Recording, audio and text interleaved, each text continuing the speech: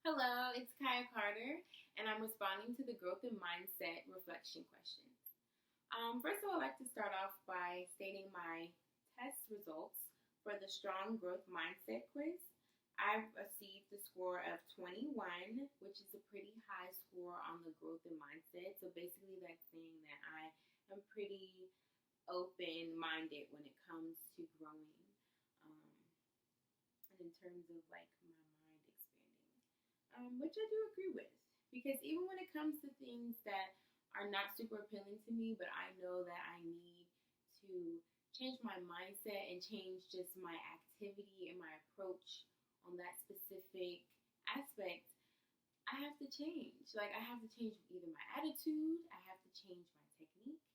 It might be both.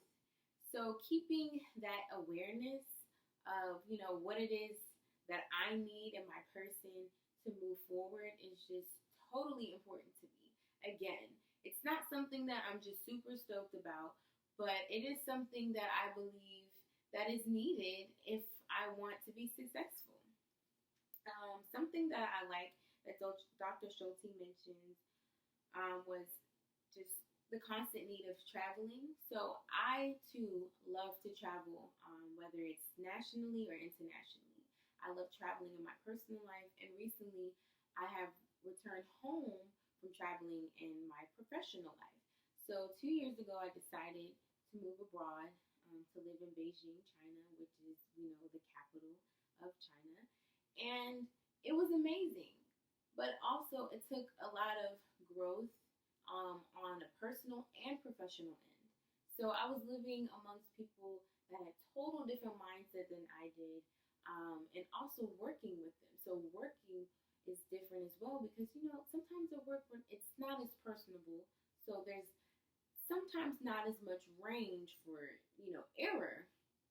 But also with work, that's how you can grow and you can add that range to your work life because you are bridging that gap between cultures and you are just you're being positive and optimistic. I believe if you want to have a positive experience, you have to put in the work, you have to put in the effort. That's something that Dr. Dweck mentioned in her TED Talk was putting effort in those spaces and categories that we need work in. Again, like I said, it might be my attitude, it might be my work ethic, it just might be going to sleep, fixing my sleeping pattern. So just again, being aware of these things, that's something that I constantly try also not to browbeat myself on either, but I don't want to not be aware of change and growth. That brings me to another point where something that I want to work on is constructive criticism. I too, like Dr. Schulte, I believe she mentioned that in her video, that having constructive criticism, again, that's not something that I'm too keen on. But I'm also learning not to be triggered by it, to understand it, and to be open into receiving it, and not seeing it as a negative, but also seeing it as, again, a challenge, and seeing that, okay, this is something that I can grow at, but I can also apply this to my life. And one thing I love about application is testimony, that this is something that I went through. I went through trial. I went through error. This is the steps that I used. And being able to use that knowledge to help another person out. I believe that me having a growth mindset is what led me to going back to school. Something Dr. Schulte mentioned was her motivation of learning new things. I love learning new things. I think that's one reason why I enjoy research because I'm just learning new things. Like wherever there's a problem or wherever there's an assignment, we're literally learning about whatever specifically this article or this um, journal is speaking about. And also teaching. Teaching, I feel like I'm constantly learning. I'm constantly learning from the students, my colleagues.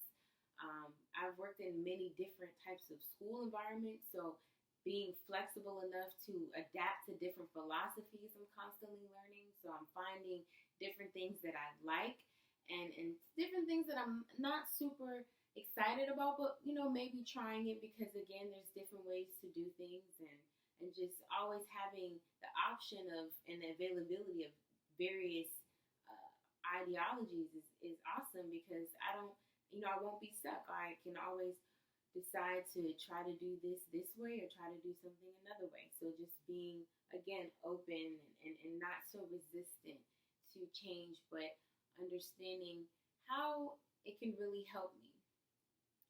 In the classroom, in regards to my students, the not yet is another phrase that or words, terms that I believe are super powerful, because again, when we're dealing with people, not just children or just any living being, we don't want to affirm negative things. So not yet is a great way of speaking and saying, maybe not right now, but this doesn't mean never. I feel like growth is infinite, and it doesn't have to be, this term may be cliche, but again, life is not, excuse me, it's not a race, it's a marathon. And so I believe that. And everybody does learn at different rates. So figuring out what works for you, figuring out yourself, that's the most important thing.